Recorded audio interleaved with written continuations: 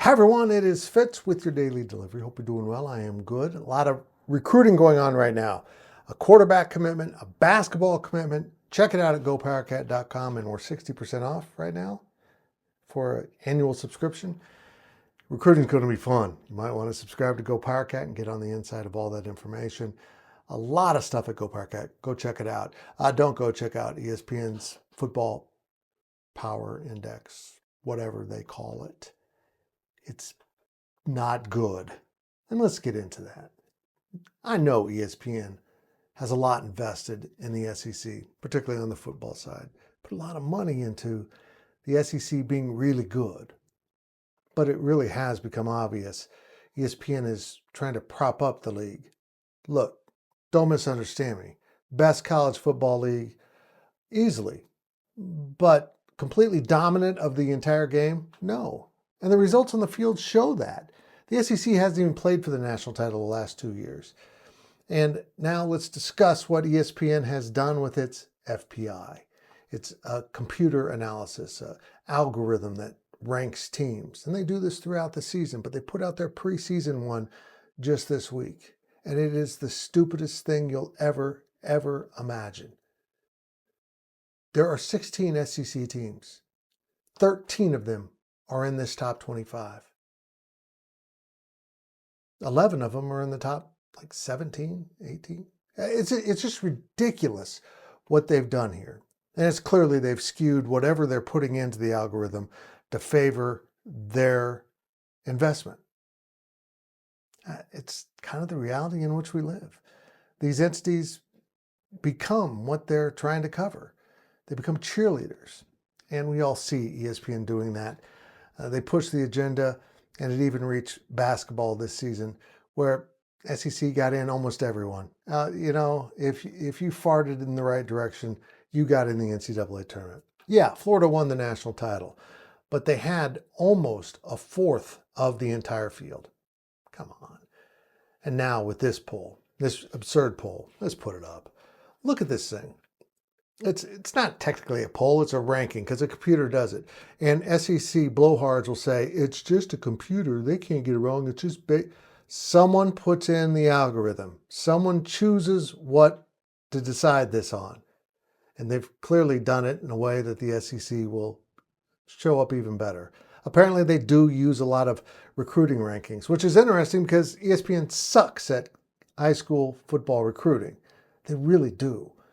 And now they're using those rankings from someone when they were 16 or 17 years old and deciding that as a senior, they're still dominant when that doesn't always work out that way.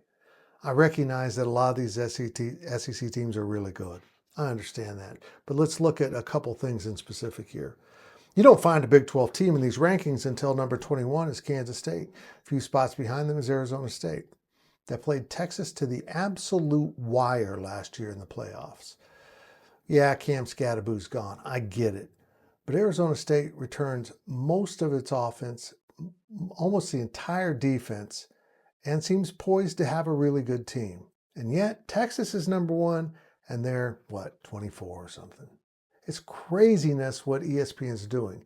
The other talking point that the SEC blowhards deny is that ESPN's trying to influence the process. And I guess that's true if you're so close to it, you don't want to see it.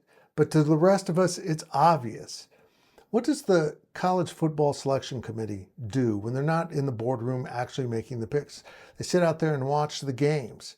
And they're in their big fancy hotel chairs sitting there watching these games and listening to every word ESPN feeds them. Well, there's a huge influence, and we have to guard against it. This is why Greg Sankey is so eager to do that 5 plus 11 at larges, because in the world that they're trying to create, that the SEC completely dominates the sport and deserves these many teams, in that world, the SEC gets 9 teams in the playoff if it's at 16.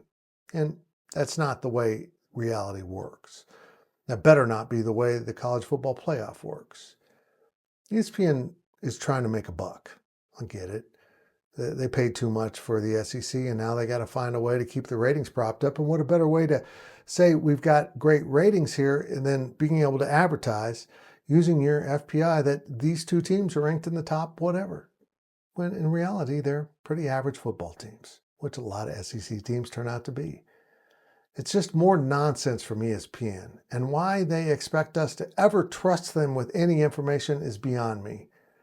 This will look nothing like the rankings here in about 3 months when the games start getting played.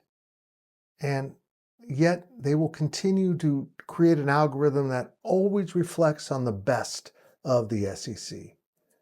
What if Fox started an algorithm and put into that algorithm games with kickoff temperatures at 50 or below receive added emphasis? You see how easy it would be for them to skew games against the SEC for the Big Ten? That's not how you do it, though. If we're going to have a computer decide who's in the playoff, don't trust ESPN with that choice. Find some nerd and find a way to establish that these ratings will be fair and balanced and realistic. Just because you played a hard schedule according to these computer rankings, and you're 500, you're 5-5, you don't get to be a top 25 team or participant in the playoff. ESPN has burnt bridges, and now it's become very clear that they're colluding with the SEC to destroy the sport in whatever profits them the most. It's gross, it's horrible, and I'm kind of disgusted by it. I'm just tired of it. SEC, let's play the games, because when the games are played, you're not nearly as good as you chest your thumb over. After all, you haven't even played for a national title in the last 2 years. And yet, the blowhards at ESPN and the computer algorithm they designed decided that 13, more than half of the top 25 in the preseason are SEC teams. Get out of here with that crap.